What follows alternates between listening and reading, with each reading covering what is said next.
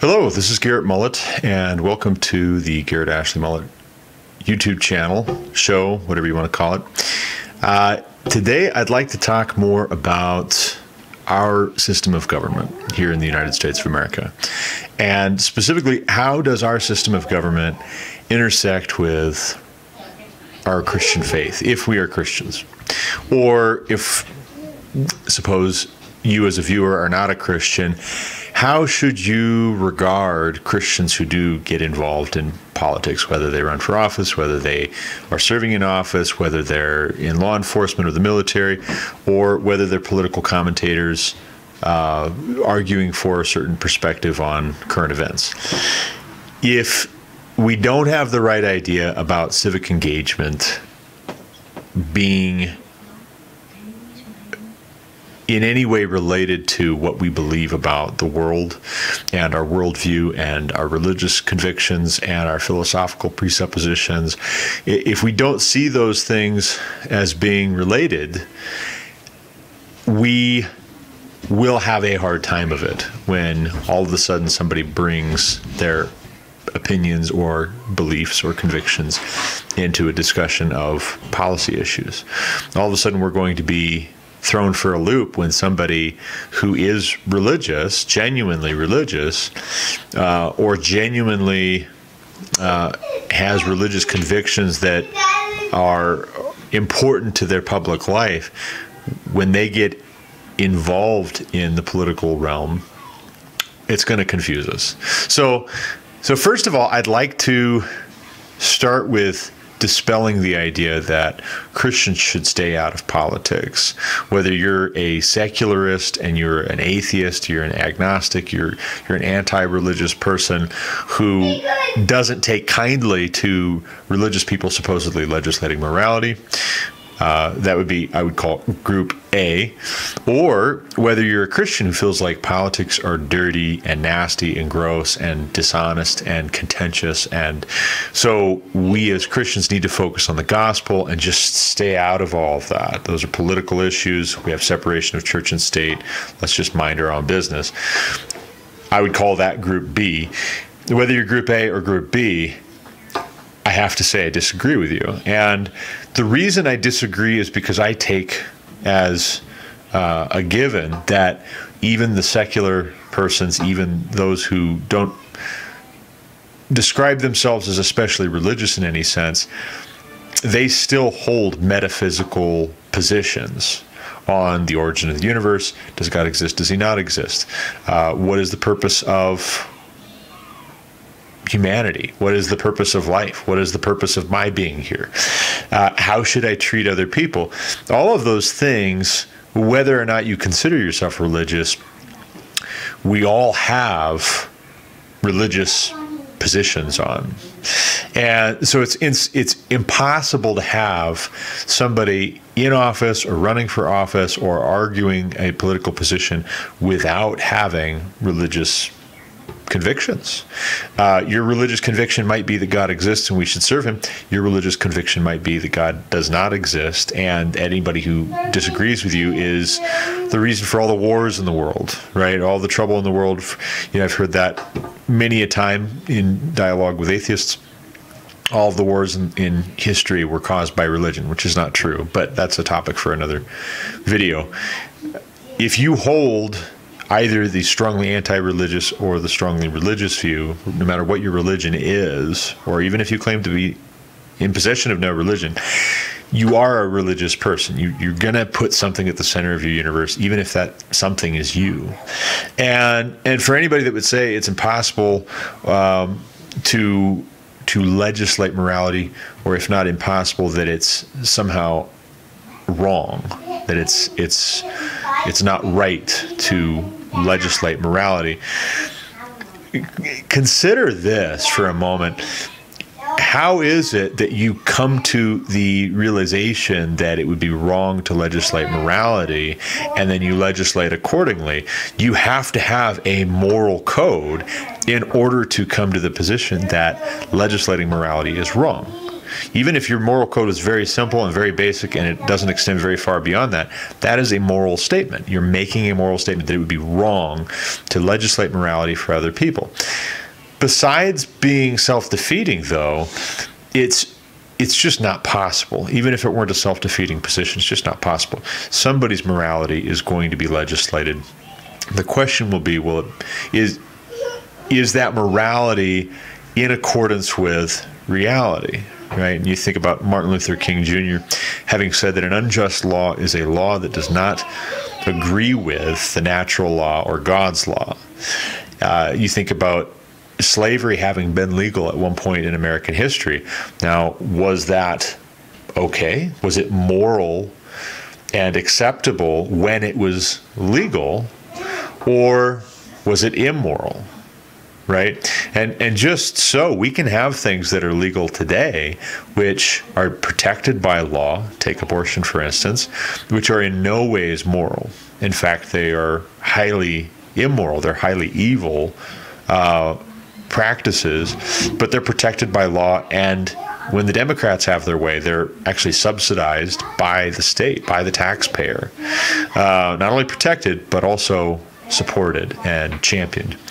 That doesn't make their morality a moot point, right? The morality of the Democrats is central to all of their claims about why we need to fund Planned Parenthood. It would be immoral to not, right?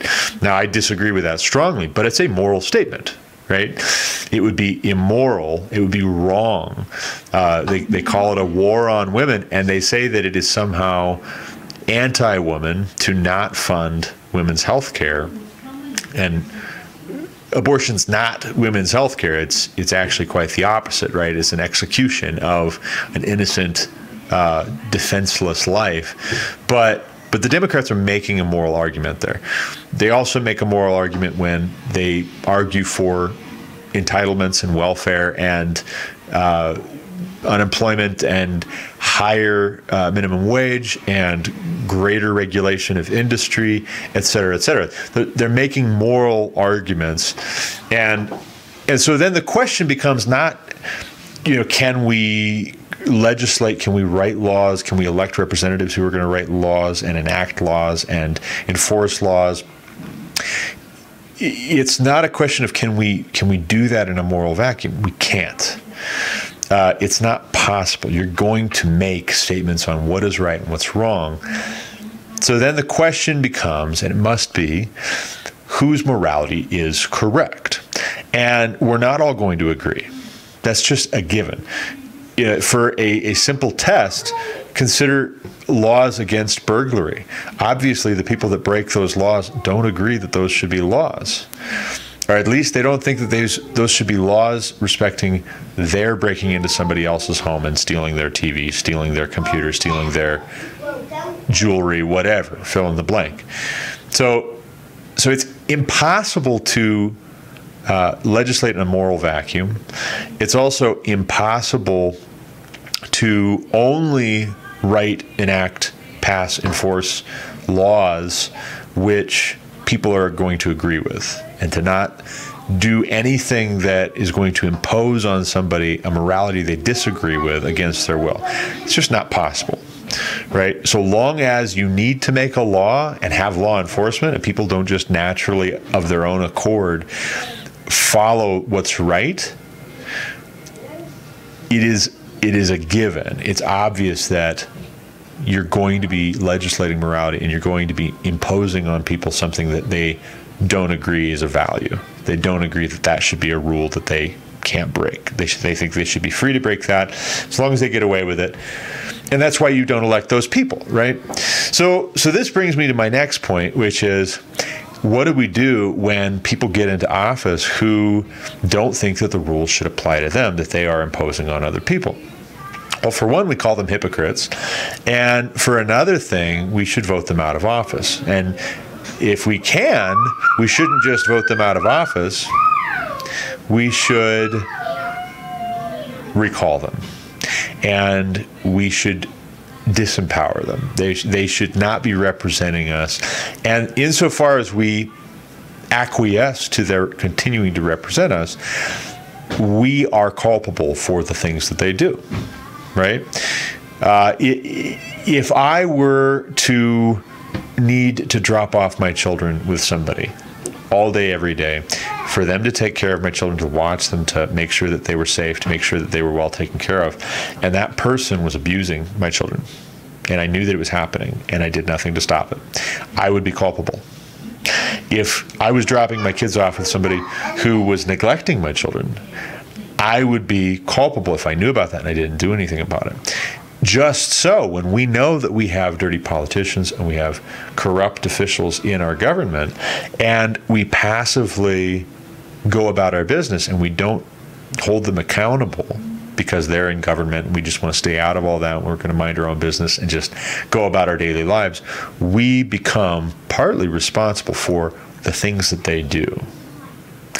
So I want to now segue into specifically where the Christian worldview and Christian theology and the scriptures coincide with the American tradition, because you'll see in my YouTube channel there's a Romans 13 video from a week ago, and in that video I talked about how the COVID-19 stay-at-home orders across the country, across the US, are singling out certain establishments to remain closed indefinitely.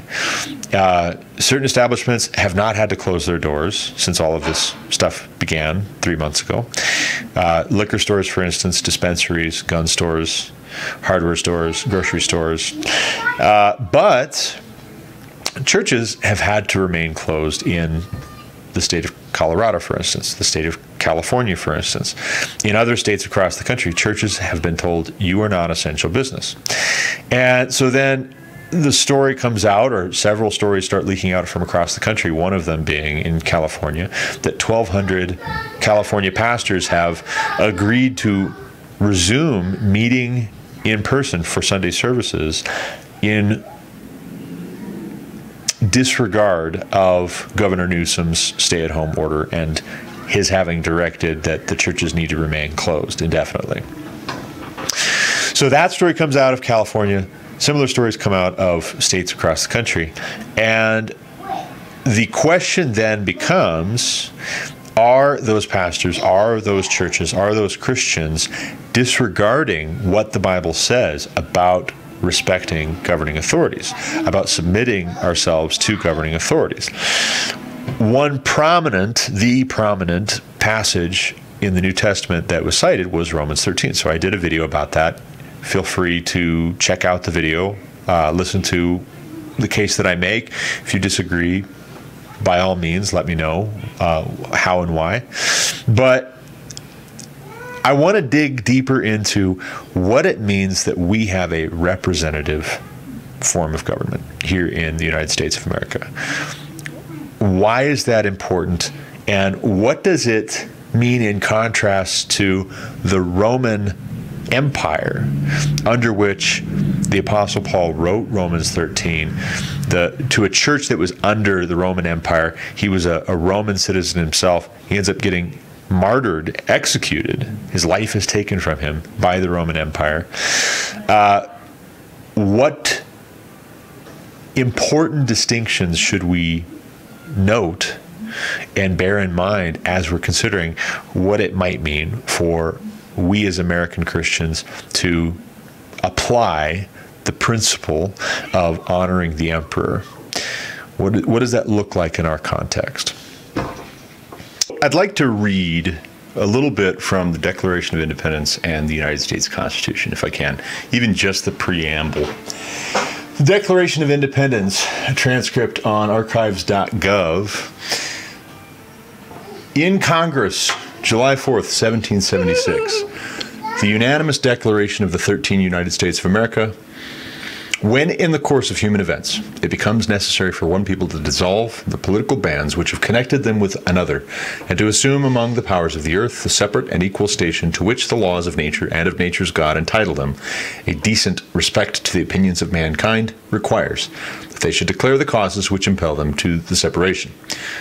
We hold these truths to be self-evident, that all men are created equal, that they are endowed by their Creator with certain inalienable rights, that among these are life, liberty, and the pursuit of happiness, that to secure these rights, governments are instituted among men, deriving their just powers from the consent of the governed, that whenever any form of government becomes destructive of these ends, it is the right of the people to alter or to abolish it, and to institute new government, laying its foundation on such principles and organizing its powers in such form as to them shall seem most likely to effect their safety and happiness. Prudence, indeed, will dictate that governments long established should not be changed for light and transient causes, and accordingly all experience hath shown that mankind are more disposed to suffer while evils are sufferable than to right themselves by abolishing the forms to which they are accustomed. But when a long train of abuses and usurpations, pursuing invariably the same object, evinces a design to reduce them under absolute despotism, it is their right, it is their duty to throw off such government and to provide new guards for their future security. Such has been the patient sufferance of these colonies, and such is now the necessity which constrains them to alter their former systems of government. The history of the present King of Britain is a history of repeated injuries and usurpations, all having a direct object, the establishment of an absolute tyranny over these states. To prove this, let facts be submitted to a candid world. And then what goes on from there is a list of abuses which King George was being accused of, which had justified the colonies separating themselves, declaring independence from Great Britain. Now, it's interesting. One of the books that I'm reading right now, it's in my queue, is How the Scots Invented the Modern World. And I note in reading it that there were a number of Scottish thinkers who wrote and spoke eloquently leading up to the years of the American Revolution and had an influence on the Founding Fathers and the American colonists who ended up throwing off the British yoke and becoming their own country. Now, the interesting thing about the Scottish thinkers like Locke and Hume, who had written eloquently about the nature of government, is that Scotland was trying to figure out what kind of a country it was going to be. And in the end, Scotland ended up joining England as one Great Britain.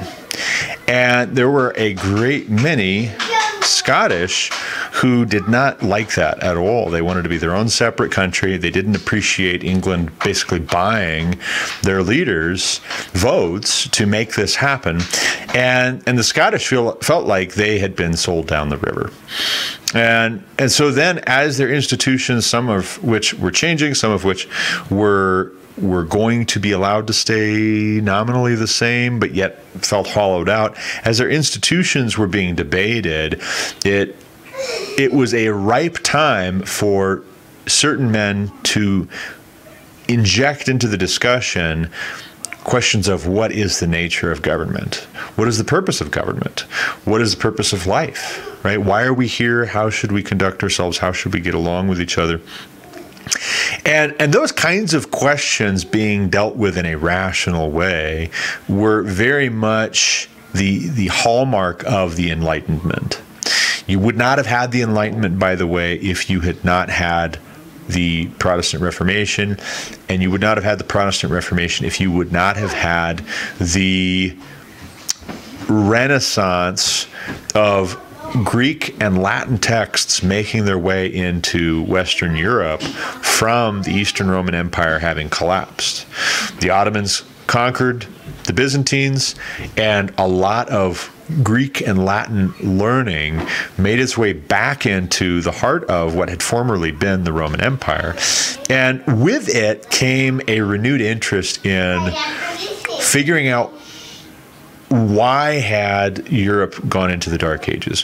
Why had Europe forgotten so much of what the Romans and the Greeks had figured out? hundreds and even thousands of years prior to that period. And with the Ottomans on the doorstep of Europe, threatening, having conquered the last vestige of the original Roman Empire, the Byzantines, and now threatening the rest of Europe, it was a time of great motivation on the part of Western European powers and Christendom, if you will, to figure out how can we up our game again? How can we get back to the point in history when our ancestors were on an upward trajectory? And so as they were rediscovering these Greek and Latin texts, of course, they were rediscovering the original manuscripts of the New Testament. They were going back to the original manuscripts, or not the original manuscripts, but original language, Greek and Aramaic and Hebrew of the Old and New Testament, and bypassing the Latin Vulgate, not even necessarily bypassing, but double checking some of how things had been translated in the Latin Vulgate. And oftentimes finding that things had been interpreted and translated and taught for centuries in a way that was not faithful to the original text. It was not faithful to what God's word said. And so as this realization is dawning on members of the church who are in teaching positions, who are in the priesthood, who are in they're in monasteries throughout Europe, they're the leadership oftentimes before they're in the Roman Catholic Church, before they break away, they and their followers, to form these various Protestant sects and denominations, if you will. There are questions of, hey, wait a second, how should we respond to authority? If authority is telling us that indulgences are okay, and by golly, you better not question the party line, or else we're going to condemn you as a heretic, we'll have you burned at the stake, we'll have you anathematized. To where nobody can break bread with you, nobody can associate with you, you are out of the faith. You are out of the family, you are disinherited, all of that. As these various Christian groups who were breaking away from the Roman Catholic Church, having protested its lack of orthodoxy, lack of legitimacy, lack of scriptural support for many of the things that it was doing and saying and teaching, and had been for centuries, that called into question a lot of assumptions about the duty of man to conscience on the one hand, to God on the one hand, and also to human authority on the other hand.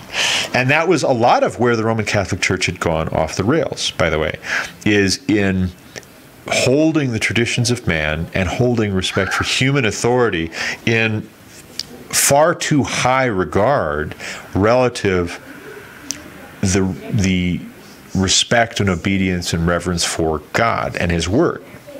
So the Protestant Reformation was a fantastic thing, insofar as it was a rediscovery of God's authority and the need to obey God rather than men, vis-a-vis what the apostles say when they're arrested for preaching in Acts. We must obey God rather than men. That's their response when they're told to stop preaching and teaching in Jesus' name. But if you fast forward, the Scottish, they had Presbyterian, a Scottish Calvinist Reformation, and it was its own special flavor. It didn't look quite like what happened in Germany with Luther. It didn't quite look like what happened in Switzerland. It didn't quite look like the Reformation that occurred in England when Henry VIII broke away from the Catholic Church because he couldn't get a divorce. It looked very different in the Scottish Kirk, and partly because the Scottish had their own particular flavor. They had their own particular culture and attitude and persona and temperament. But you have in the Scottish Reformation a very heavy-handed version of the Reformation. Very strict. Very uncompromising. And John Knox, being a leader of the Scottish Reformation, the leader of the Scottish Reformation, he was extremely bold when it came to the nobility. And he told them, this is how it is. And they, by golly, towed the line, or else they were in trouble. And it got out of hand to the point where I think when you get to Locke and you get to some of these guys, Locke in particular, writing Age of Reason, and dispelling the entire idea of Christian orthodoxy, just throwing it completely out the window and ridiculing the idea that Jesus was the Son of God, that he performed miracles, that he rose from the dead, all of that. It is partly a response to the Enlightenment having opened Pandora's box as far as reason and rationality are concerned, but it's also partly a reaction to the heavy-handed tendencies of the Scottish Kirk, the Scottish Presbyterian movement. Now, somebody could disagree with me with that. That's my interpretation, but moving on. When you get to the founding fathers of the American Revolution, no small part of, I would say central to, why religious liberty was enshrined as the First Amendment, right alongside freedom of speech, is that they had come from within, if not that, their own generation, their parents' generation, or their grandparents' generation. They had come to the New World from a Europe which had torn itself apart in sectarian, contentious, violent clashes over, are we going to be Catholic? Are we going to be Lutheran? Are we going to be Reformed? Are we going to be Mennonite? Are we going to be Presbyterian? Are we going to be Anglican? Are we going to be, and the founding fathers and a lot of early Americans who came to the States, who came to the colonies, they appreciated the need for religious liberty because they had not had that in Europe. That was a new concept, by and large. And so when they enshrined that right alongside the freedom of speech, that was not coincidental. The ability to talk and disagree about religious ideas, religious positions, to say, well, that may be the way you interpret this passage, but when you consider all these other passages, I think what it really means is this. To be able to say that without getting burned at the stake or having your head lopped off or being thrown in the Tower of London was a big deal.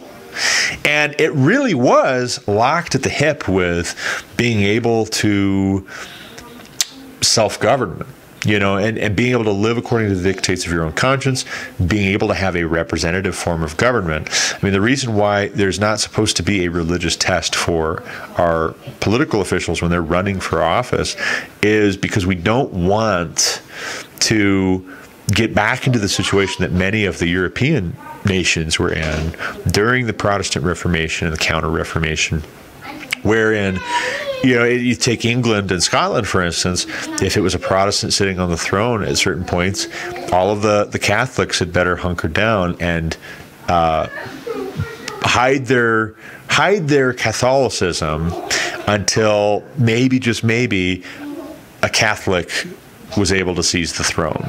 And when a Catholic was in charge, the Protestants had to go underground and pretend to be good Catholics and just keep their different ideas to themselves until a Protestant was back on the throne. And what that meant, in effect, was that people had to be disingenuous. You think about the line. I think it's Andrew Carnegie. He says, "Yeah, man is persuaded against his will is of the same mind still." And what that means was that was known intimately by the Europeans who came over to America, fleeing religious persecution, and sometimes just fleeing the contentious nature of discussing ideas, right? They came to America because we couldn't discuss things freely and openly without being persecuted. So when American Christians are concerned about not being able to meet together, and you add on top of that social media platforms where if we're all staying at home, that's where we've taken to instead, is the internet connection and being able to keep up with each other on the internet. When social media platforms like Facebook, like Twitter, like YouTube are discriminating against people trying to discuss ideas freely and openly, and you've also got Democratic governors who are saying you've got to stay home, and they're also wanting mail-in voting, and they're also saying you can't even go to church, and it gets to be more and more and more like we have no rights. And that's not true, though. If we hold these truths to be self-evident, that all men are created equal and endowed by their Creator with certain inalienable rights, if that is true, we are not endowed by our governor, Governor Polis, Governor Newsom, Governor Cuomo. We are not endowed by our governor with certain inalienable rights. Inalienable means that you cannot just cancel those rights. They still exist, even if they're being infringed on, even if they're being violated. Now, I've seen a number of, I think, very unhelpful comments with regards to rights from evangelical Christians. And it floors me, and I don't understand where it exactly started. I think it probably started with good intentions, but it's misguided and unhelpful. Where we see Christian leaders and we see sincere, genuine Christians that want to be spiritual and they want to be unselfish and they want to discipline themselves and die to self and all of that. We see them talking about rights as though rights and any defense of rights and any insistence on I have certain rights as though that is wicked. That is ungodly. That is selfish. That is fleshly and vain and wrong. And that's not in agreement with our Christian worldview. And that's not in agreement with advancing the gospel. The Apostle Paul, yes, he wrote Romans 13. He said, let everyone be subject to the governing authorities. Yes, he wrote that, but he also, we read in Acts, employed his right as a Roman citizen to appeal his case to Caesar. He knew that he did not get arrested with nothing to be able to say for himself. And so he was going to use his rights, leverage his rights, ultimately to be able to minister and share the gospel with Caesar's household. Right? And to make acquaintances in Rome that he would not have otherwise made if he had just passively said, okay, you've arrested me, you're mistreating me, you're abusing me, I guess this is the end of the line.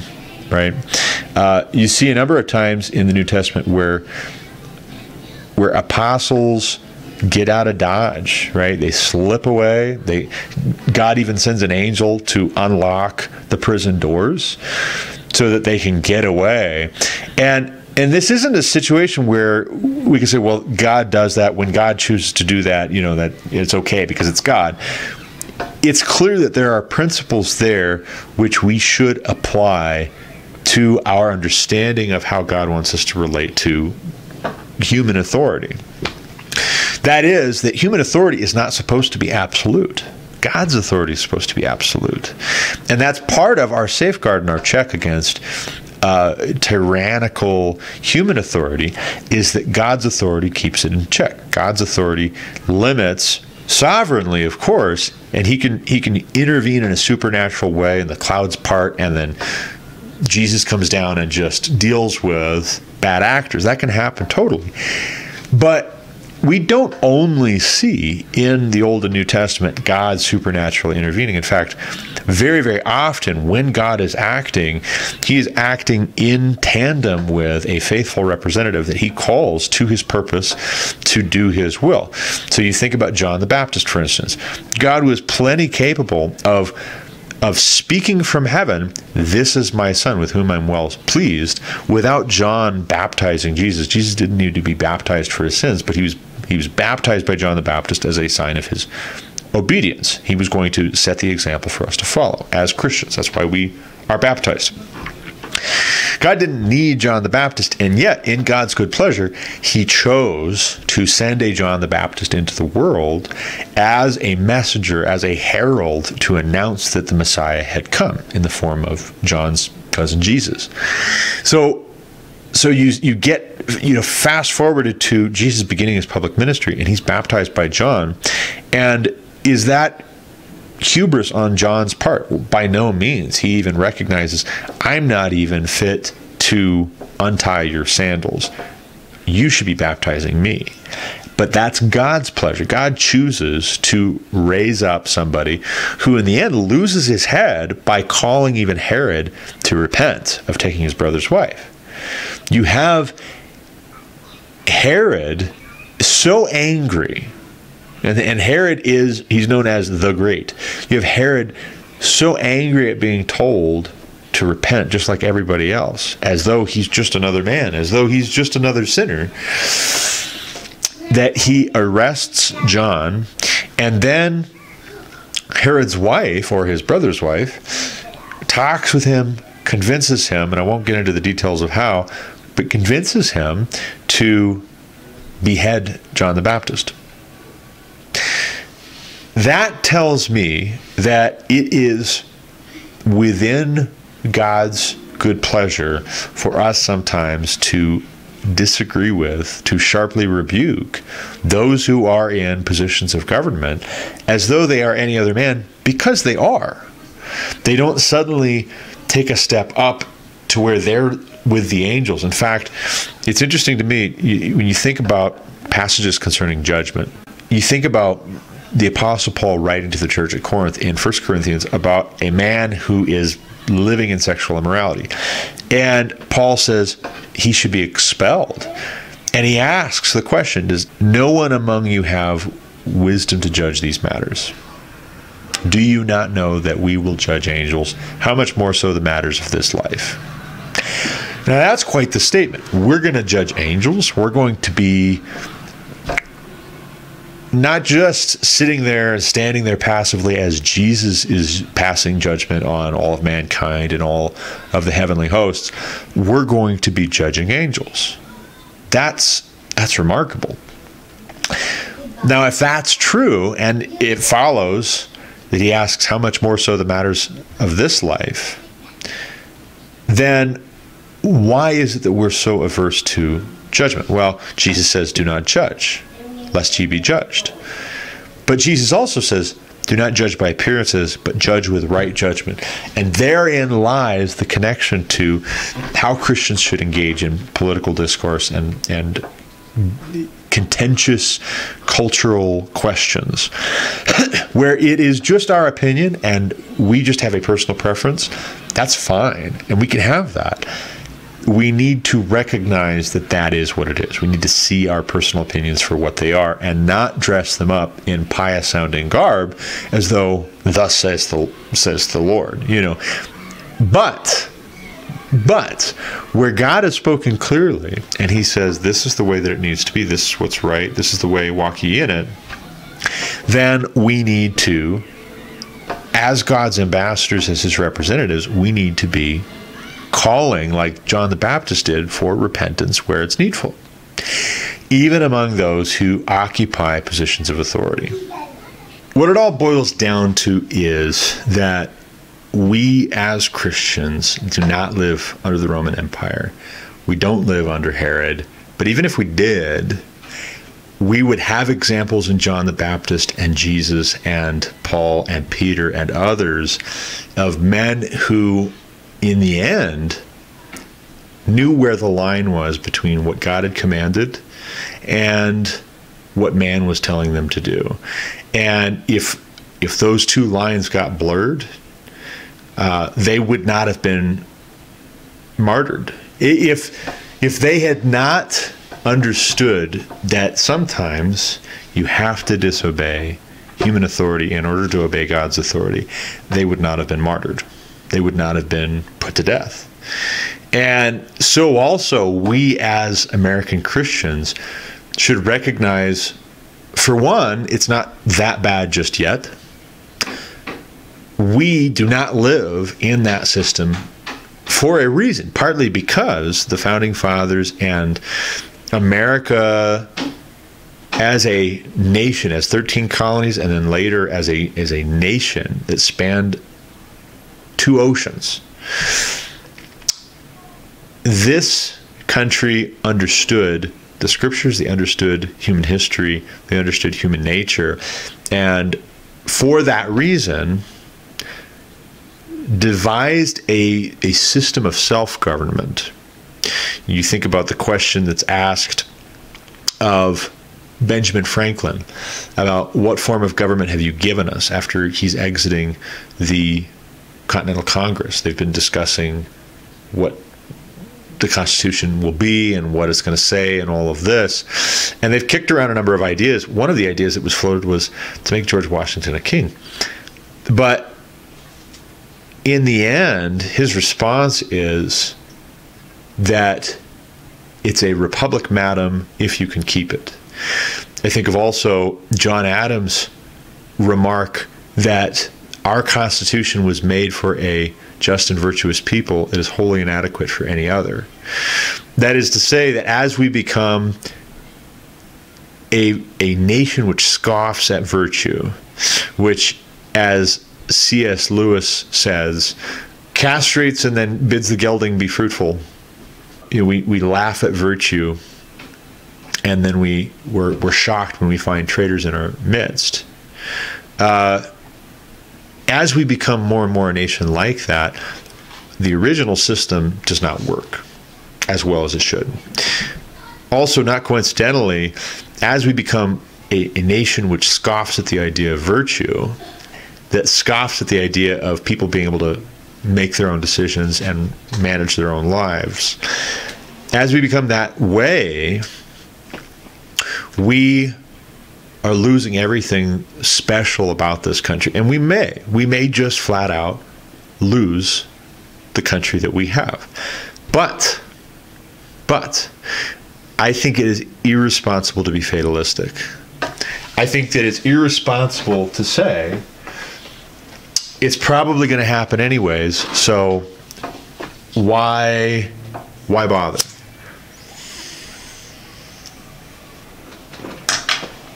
You know, I was talking with one of my kids about cleaning their room, and their comment to me was, well, it's just going to get dirty again, right?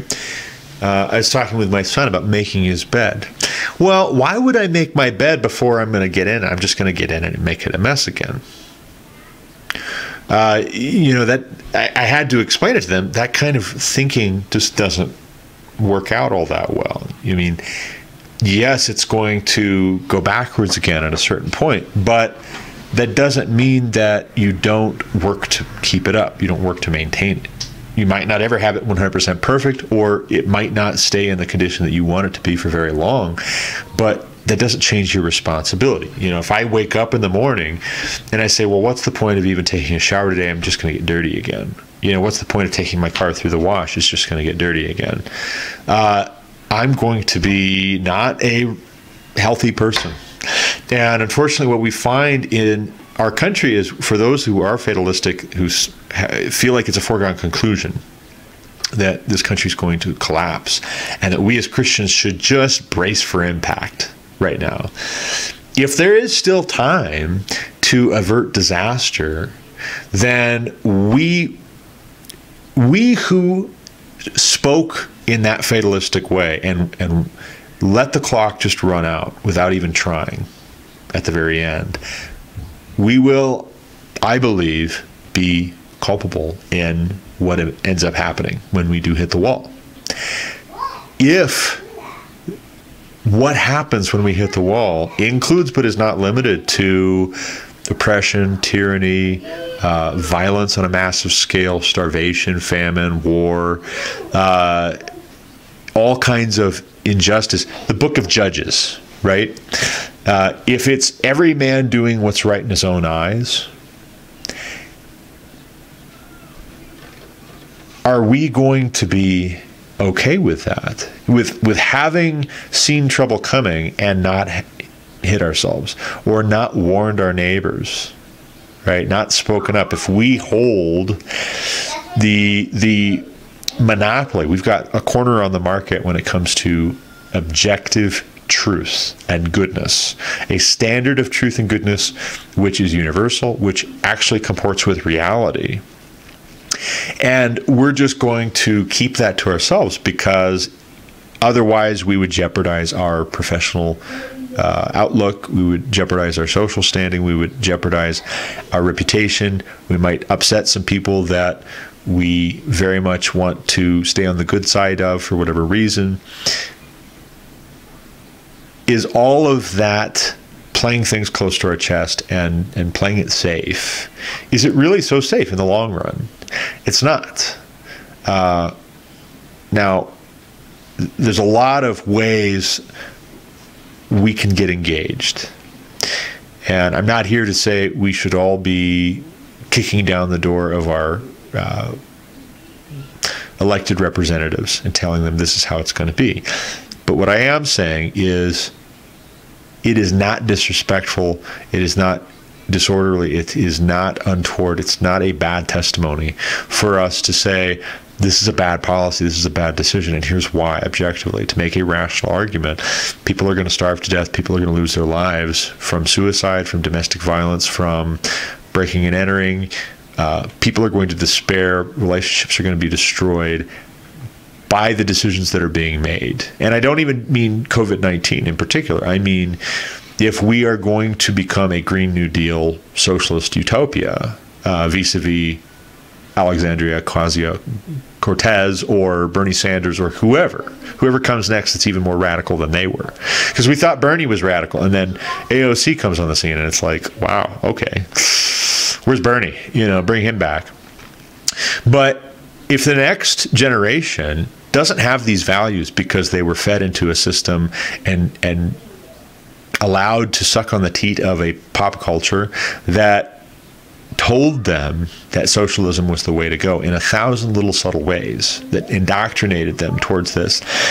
And if those young people were also simultaneously barred from hearing a Christian worldview explanation of what politics should look like, what culture should look like, what media should look like, what our civic engagement should look like, then whose fault is it if our country goes down the tubes, if our country becomes Venezuela and we're eating our dogs and cats to survive, if it becomes a totalitarian state in which you don't have the right to homeschool your children even if you want to? Not everybody wants to, but what if you change your mind, right? What if you're one of these parents that is saying these new CDC guidelines, and yes, I realize they're guidelines, but these new CDC guidelines for schools reopening in the fall are ridiculous. I'm just going to homeschool my kids. There may come a day, if we don't get engaged politically, socially, if we don't engage our worldview in the business of governing ourselves as a country, there may come a day where someone jumps in with their own special morality and says, it's immoral for you to homeschool your kids. It's immoral for you to be teaching them about Jesus even at home. It's immoral for you to drive that SUV. It's immoral for you to have the job that you do. You're non-essential. And, what if this Green New Deal radicalism is okay with a lot of people just dying because the Earth's overpopulated as it is? We do not inherit a country which is just like any other. Contrary to what the left would tell you, we did not inherit a country which is at the heart of all of the problems in the world.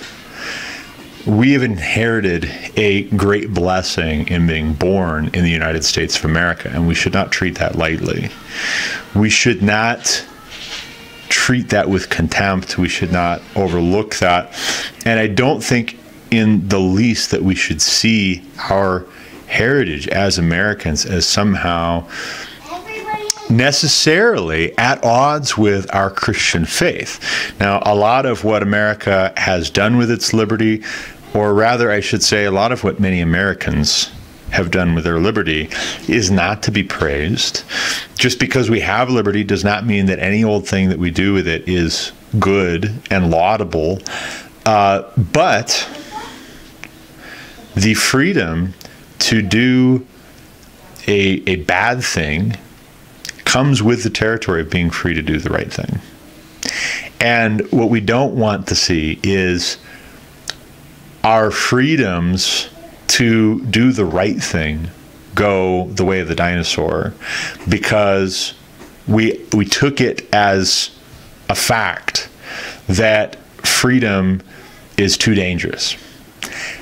We don't want to take it as a fact and not argue the point that our religious liberty is non-essential because the early church or the persecuted underground church in many other countries in the world gets by without religious liberty.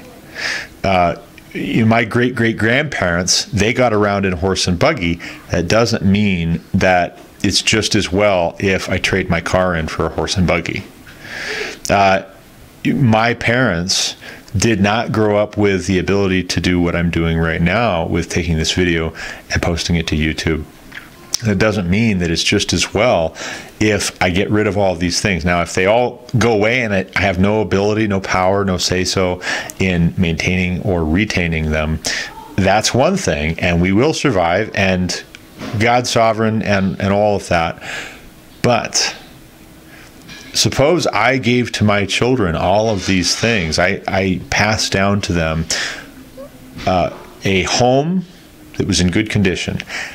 Even if it was in fair condition, even if it had some things that needed to be worked on and fixed. It was imperfect. No house is perfect.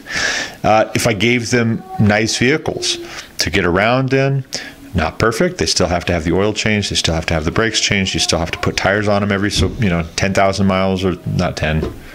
Depends on where you're driving. If you're driving in really rough terrain, maybe 20, 30,000, depending on the tires. But anyway, if I pass them down a vehicle that's imperfect, that still needs some work done on it, but it's a good vehicle, and then they run it into the ground, or they just let it rust back into the earth, if I leave them a great house to live in and raise a family in and use for good purposes, and then they just let it burn and they let it fall down around them, that is shameful. Now, I don't expect that my children are going to do that. I'm going to raise them and teach them to maintain things, to take care of what's theirs, take care of what they've inherited as good stewards. You think about the parable of the wicked servant who buried his talent in a field because he knew that his master was a hard man who reaped where he did not sow. He buries his talent in a field, and then the master says, "You wicked servant," and he takes that talent away and he gives it to somebody else who's going to invest, who had invested the talents that were given to him. When we talk about rights and freedoms and liberties, we should not think of them as somehow getting in the way of our ability as Christians to serve God faithfully. We should look at our rights as being inseparable from our responsibilities. And what I've heard often is that said in some form, but usually to emphasize that we have responsibilities, therefore we shouldn't talk about our rights. What I would suggest strongly, what I would argue, is that because we need to take our responsibilities seriously, we need to be very, very concerned when our rights, our freedoms are being infringed upon, because that negatively impacts our ability to meet our responsibilities. It negatively impacts our ability to be good stewards. If there are workarounds, that's fine. But how much better to be unencumbered? And if we have a system of government in which we bear some of not just the right, but the responsibility to oversee our own government, to hold it accountable, then we need to be engaged just as much as if you had a leaky faucet and it was starting to flood your house, just as much as if you had a leaky roof and it was going to cause mold and mildew problems, and it was going to cause your house to fall apart, just as much as if you had termites and they were going to eat the structure of your house until it collapsed in on you and your family. We need to take seriously when we have problems in our system of government, and we need to be engaged as Christians if we love our neighbor as ourselves. Now, if we think little of the blessing that we have inherited, if we have inherited the blessings of heaven, insofar as we've been faithful as a nation, we need to not just roll our eyes and sit back and watch it burn. Jesus is coming back soon, so what's the point? Why rearrange the deck chairs on the Titanic? The first century church was sure that Jesus was coming back. They were waiting on rooftops sometimes because they thought it was going to be any day. You had people selling their possessions and giving them to the poor because they expected it was going to be any time then. And that's fine, but it's also permissible and I would say noble and wise that if Jesus is going to come back soon, that he finds us being good stewards of the resources he's invested us with, the position that he's put us in, that he finds us busy at work, doing what we can to represent God and his word and his truth well. Not just telling people Jesus died for your sins, any more than, we would say to a brother who is poor and hungry and naked, be warmed and filled. I'll pray for you. When we have every ability to give them clothing to wear, we have every ability to give them food to eat as they're starving. The Good Samaritan was not the guy who said, I am busy, I am on my way to a religious service, I don't have time to help this man who's been beaten and left for dead and robbed on the road. The Good Samaritan stopped everything to pick up the man who was beaten and left for dead, take him somewhere, get him nursed back to health. That was the person that Jesus pointed to as loving his neighbor as he loved himself. In a similar sense, it is not somehow unspiritual if, as Christians, we say the direction our country is going will lead to mass suffering of people in our country and around the world, because we as a country, with our prosperity, disproportionately contribute to charities in developing countries. We disproportionately donate our time and money and resources and attention and technology to countries where people starve to death, where people die of diseases that are basically unknown in our country, where people don't have basic housing and clothing provided for. Those are the kinds of things that we do with our material prosperity, with our extra. And so to say, well, I don't need all of this extra is to basically allow somebody else to go take our talents and bury them in a field. We should not do that. We should be engaged, and it is not shameful, it is not unspiritual for us to be engaged. In fact, I would argue, as James says, show me your faith without works, I'll show you my faith by my works, that there is a place for civic engagement as an outgrowth of our testimony, as an outgrowth of our faith in God, that we believe what God said about what's right and what's wrong.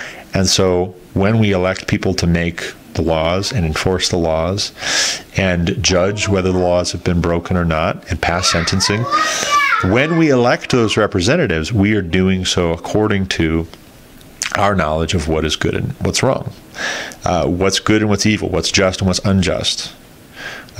When someone is arguing a godless point of view, we are speaking to that in a way that is gentle and respectful, yes, but also in a way which demonstrates that we are approved workmen, need not be ashamed, rightly dividing the word of truth. Always be prepared to give an answer to anyone who asks you for a reason, for the hope that lieth within you, but do so with gentleness and respect. We should be, frankly, discussing matters of importance with one another and with the outside world, whether or not they accept our morality. In so doing, we can testify to the truth.